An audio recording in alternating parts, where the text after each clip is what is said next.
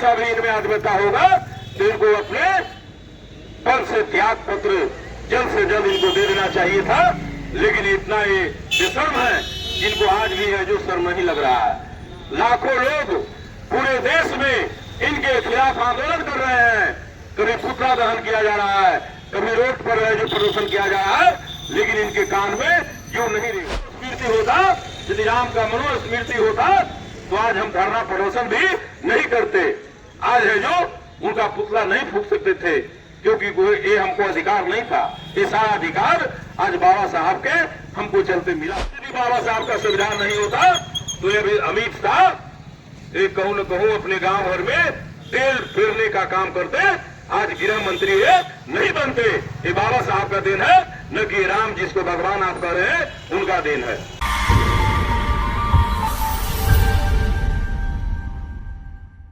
कुछ ही दिन पहले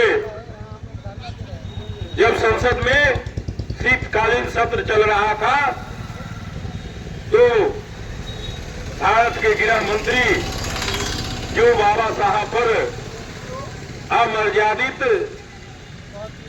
एवं उपहासपूर्ण जो बातें जो संसद में बोले हैं काफी निंदनीय है और पूरा भारत के बहुजन समाज उनके प्रति आक्रोशित है। साथियों, उनके विरुद्ध बहुजन समाज पार्टी के राष्ट्रीय अध्यक्षा बहन कुमारी मायावती जी ने पूरे भारत में बहुजन समाज पार्टी को ऐलान किया कि जिला मुख्यालय पर अमित शाह के खिलाफ धरना प्रदर्शन करने का काम करें। और आज पूरे भारत के हर जिला मुख्यालय पर बहुजन समाज पार्टी के तत्वाधान में धरना प्रदर्शन हो रहा है। साथियों, खासकर क्योंकि सांसद में ये जो प्रतिनिधि है अमित शाह और इतना बड़ा पद लेकर अमर्यादित जो बात बाबा साहब के बारे में बोले हैं, इस पर राष्ट्रपति जी का एक विशेष साक्षात्कार होता है। वो यदि चाहेंगे तो इनको संसद से भी बाहर किया जा सकता है। और खासकर बहुजन समाज पार्टी मांग करती है कि ऐसे अमर्यादित व्यक्ति को संसद से जो है राष्ट्रपति जी आप अपना विशेषाधिकार के तहत इनको संसद से बाहर करने का काम करे, ये बहुजन समाज पार्टी मांग करती है। साथियों, खासकर जो इन्होंने राम की बात कहा, तो इनको पता होना चाहिए कि आज से लगभग 205 वर्ष पहले यानी 1819 के पहले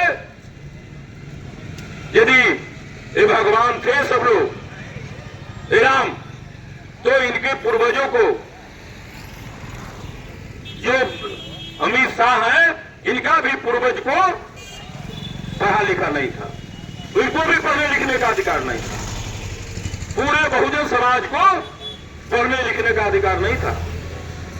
चाहे आज नरेंद्र मोदी हो, इनको भी पूर्वज का अधिकार नहीं था। तो कैसे यह जो राम जो है स्वर्ग लोग कैसे पहुंचाएंगे लोग?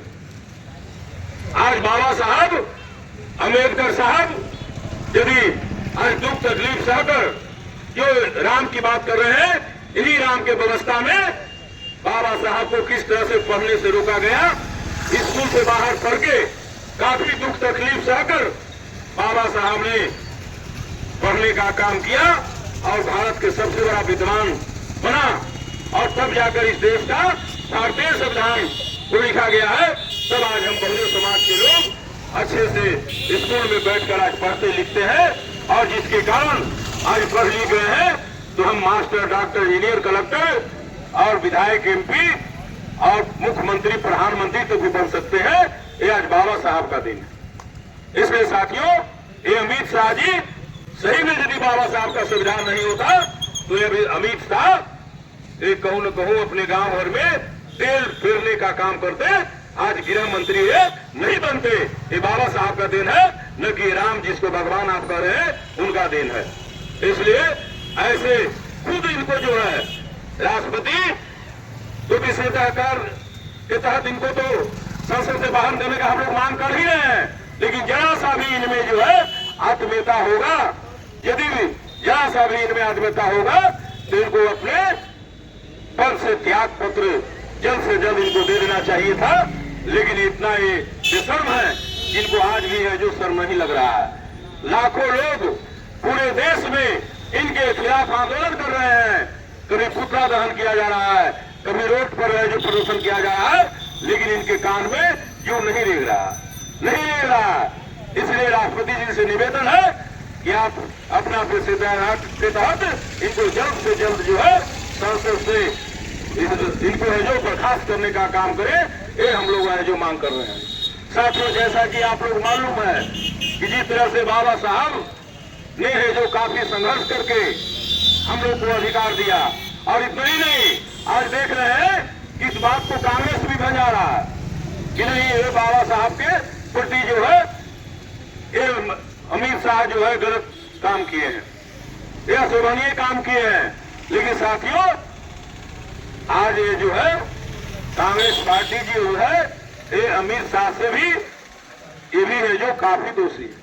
आपको मालूम होगा कि ये कांग्रेस के ही राज में बाबा साहब को पढ़ने लिखने से रोकने का काम किया था, स्कूल के अंदर बैठने से रोका गया, और बाबा साहब को संविधान नहीं लिखे।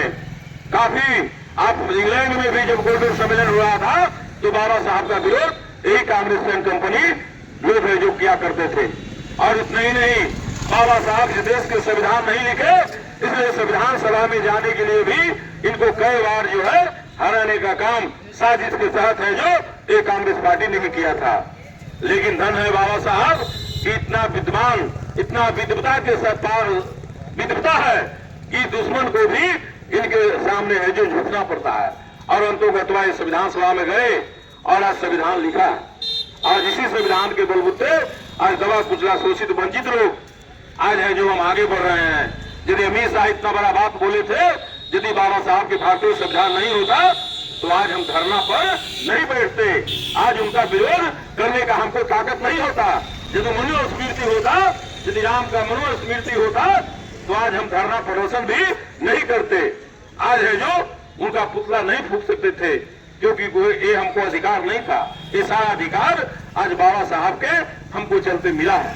इसलिए साथियों, हम लोग जो है इस आंदोलन को हम लोग को तेज करने की जरूरत है। जब तक अमित शाह जो है राष्ट्रपति जी बर्खास्त यदि करते हैं तो ठीक है, नहीं तो बहन कुमारी मायावती जी ये धरना के बाद यदि अमित शाह है जो पद से त्याग नहीं देते हैं या राष्ट्रपति इनको संसद से बाहर नहीं करते हैं, बर्खास्त नहीं करते हैं, तो निश्चित तौर पर बहन कुमारी मायावती जी अमित शाह के खिलाफ बहुत बड़ा है जो आंदोलन का भी हम लोग को निर्देश देंगे, मुझे पूरा विश्वास है।